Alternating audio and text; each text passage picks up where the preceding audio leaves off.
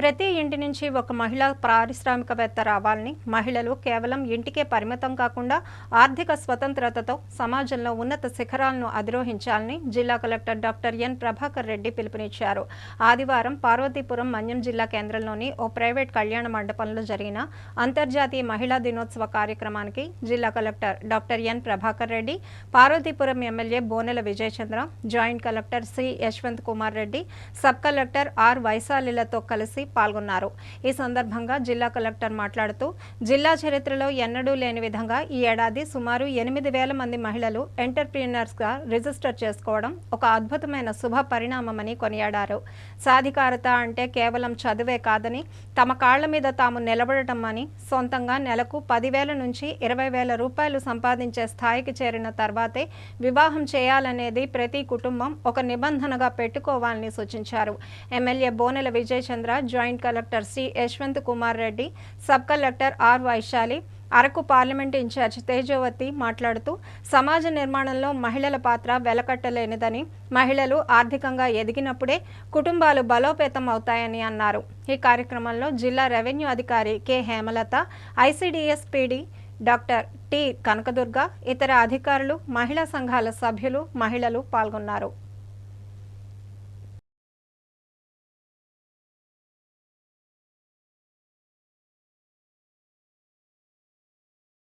మగవాళ్ళకి ఈ మగరాజులు అనే మగవాళ్ళకి ఆడవాళ్ళు లేకపోతే అవ్వదు. ఎందుకంటే నా పర్సనల్ లైఫ్లో చెప్తున్నా, నాకు చిన్నప్పుడు నా చెయ్యి పట్టు నడిపించింది మా అక్క.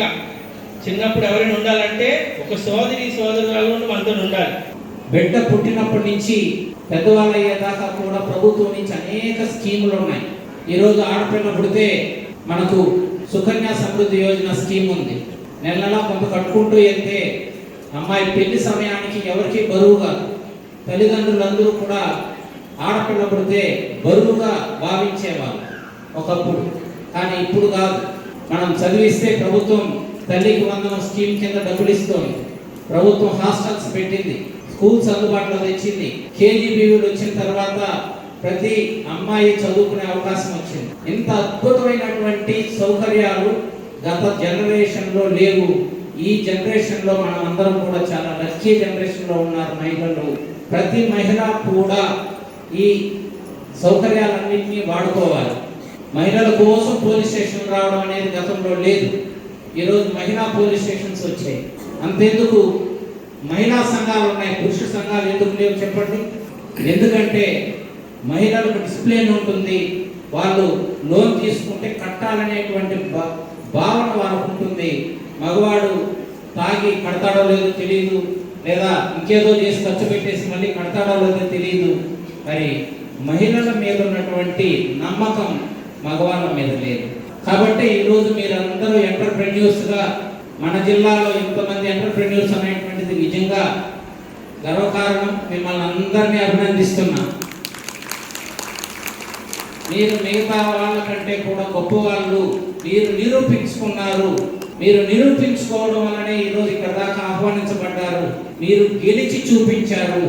మిగతా వాళ్ళకంటే మీరు ఒక ఉద్యోగం సంపాదించడం కావచ్చు, ఒక షాప్ పెట్టడం కావచ్చు, ఒక వ్యాపారం పెట్టడం కావచ్చు, మీరు ఈరోజు చేస్తున్నారు అంటే మీరు మిగతా వాళ్ళకంటే కూడా చాలా ఎత్తులో నిలబడ్డారు. మీరు చాలా గొప్పవారు అనేటువంటిది నేను గుర్తు చేస్తున్నాను. మీ గొప్పతనాన్ని మీరు 10 మందికి పంచాలి.